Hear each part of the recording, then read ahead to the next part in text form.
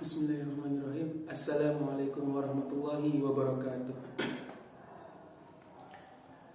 Innal hamdalillah nahmaduhu wa nasta'inuhu wa nastaghfiruh wa na'udzu billahi min shururi anfusina wa sayyiati a'malina may yahdihillahu fala mudilla lahu wa may yudlil fala hadiyalah. Asyhadu an la ilaha illallah wa asyhadu anna Muhammadan 'abduhu wa rasuluh. La nabiyya wa la rasula ba'da. Wa qala ta'ala fi Qur'anil Karim ba'da a'udzu billahi minasy syaithanir rajim. Bismillahirrahmanirrahim. Ya ayyuhalladzina amanu taqullaha haqqa tuqatih wa la tamutunna illa wa antum muslimun. Wa qala aidan ya ayyuhan nasu taqu rabbakumul ladzi khalaqakum min nafsin wahidah wa khalaqa minha zawjaha wa batha minhuma rijalan katsiran wa nisaa'a wattaqullaha alladzi tasaaluna bihi wal arham innallaha kana 'alaikum raqiba. Ma'asyiral muslimin rahimakumullah. Marilah kita tingkatkan takwa setiap harinya, di setiap waktu dan di setiap tempat, sehingga yang terjadi adalah kita selalu merasa diawasi oleh Allah Subhanahu wa ta'ala. Dan dengan itu akhirnya kita semakin mengurangi kemaksiatan-kemaksiatan yang ingin kita lakukan. Dan yang kedua adalah salawat dan salam semoga Allah tetap curah limpahkan kepada baginda Nabiullah Nabi Muhammad sallallahu alaihi wasallam, yang mana berkat beliaulah agama Islam dapat kita rasakan keindahannya, dapat kita rasakan keelokannya sampai hari ini. Berkat perjuangan beliau, berkat tebasan pedang beliau dan para sahabat-sahabatnya, Islam dapat kita rasakan sampai hari ini. Maka di sini saya akan menyampaikan mau'idhah hasanah, atau menyampaikan sebuah pidato yang akan saya beri tema menjadikan Nabi Muhammad sallallahu alaihi wasallam sebagai suri tauladan atau idola anak muda zaman sekarang.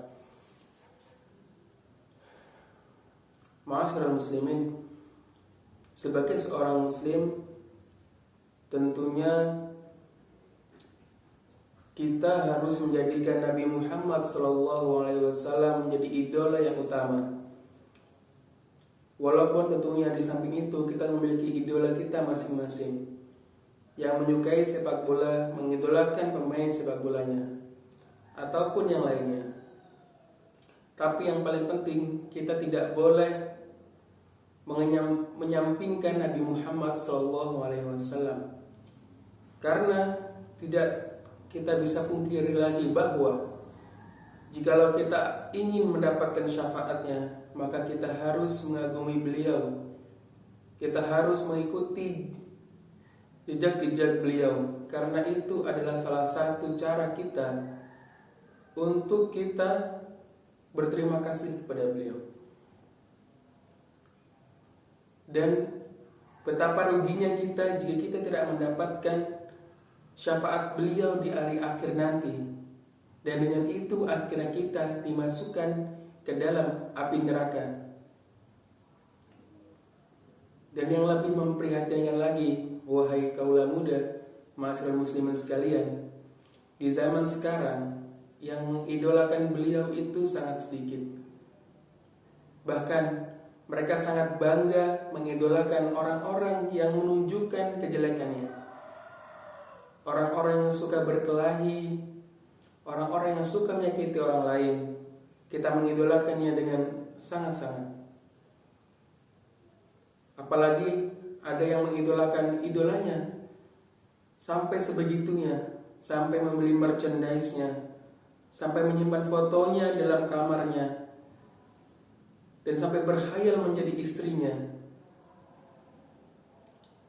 Walaupun saya tidak ingin mengomentari hal itu, meskipun itu hanya untuk menyenangkan diri mereka, hal itu tentu sangat boleh. Tapi kita tidak boleh menyampingkan bahwa kita harus mengidolakan Nabi Muhammad. Itulah yang pertama. Kita sebagai seorang muslim, masa tidak bangga dengan beliau? Bahkan orang-orang di luar sana yang bukan seorang muslim banyak yang mengidolakan beliau. Contohnya adalah seorang pemain sepak bola bernama Javier Chicharito Hernandez, yang mana beliau mengidolakan Nabi Muhammad karena apa? Karena kejujuran beliau. Banyak yang harus kita contoh dari beliau, dari soal kepemimpinan, bagaimana cara berdagang beliau, bagaimana cara berpakaian beliau, bagaimana cara makan beliau, dan banyak hal lagi. Tapi kaulah muda zaman sekarang jarang yang mengidolakan beliau. Maka di sini saya juga sebagai seorang pemuda, saya ingin mengajak kepada teman-teman semua untuk mengidolakan lagi beliau, menjadi idola yang pertama.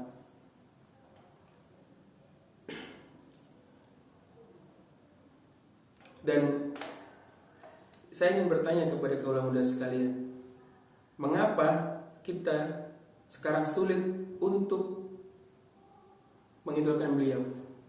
Bahkan dulu Nabi Muhammad sangat merindukan kita. Bagaimana di sebuah cerita diceritakan bahwa saat Nabi Muhammad duduk bersama para sahabatnya, beliau berkata, "Inni asfaqhu bi ikhwani." Sesungguhnya saya rindu dengan teman-temanku, dengan ikhwan-ikhwanku. Sehingga para sahabat pun protes, "Ya Rasulullah, awalasna bi ikhwanak." Wahai Rasulullah, apakah kami ini bukan ikhwan-ikhwanmu? Sehingga Nabi menjawab, "Lastum bi ikhwani bal antum ashabi." Kalian itu bukan ikhwan-ikhwanku, kalian itu bukan teman-temanku. Akan tetapi kalian itu adalah sahabat-sahabatku. Sehingga beliau bersabda, "Ikhwani humul ladzina lam yarawni walakinnahum yu'minuna bi." Teman-temanku itu adalah orang-orang yang belum pernah melihatku, yang belum pernah bertatap muka denganku, yang belum pernah bertawajah kepadaku. Akan tetapi mereka senantiasa mengimani saya. Mereka senantiasa mengagungkan saya, sehingga saya sangat merindukan mereka. Itulah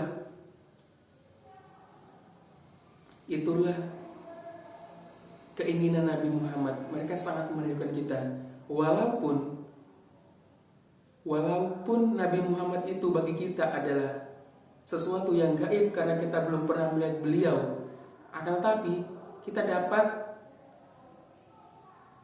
membaca ataupun kita dapat mendengarkan cerita-cerita beliau, bagaimana kisah hidup beliau. Akan tetapi itu adalah ciri keimanan. Alladzina yu'minuna bil ghaib, yaitu orang-orang yang beriman terhadap sesuatu yang gaib. Nabi Muhammad memang sesuatu yang gaib bagi kita. Akan tetapi hal itu bukan menjadi alasan bahwa kita tidak menjadikan beliau menjadi idola kita. Kita harus senantiasa menjadikan beliau itu adalah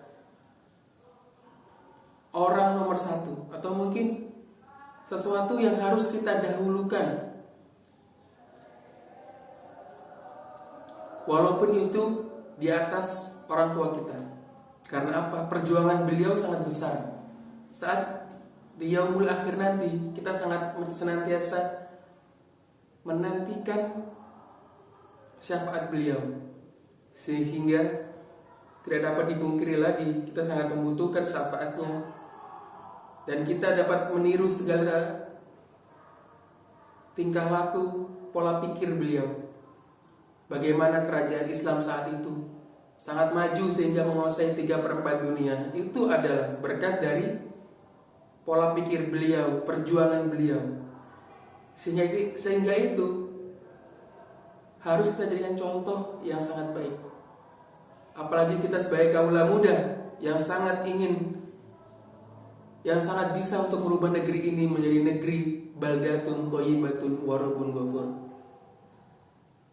Hanya itu yang bisa saya sampaikan.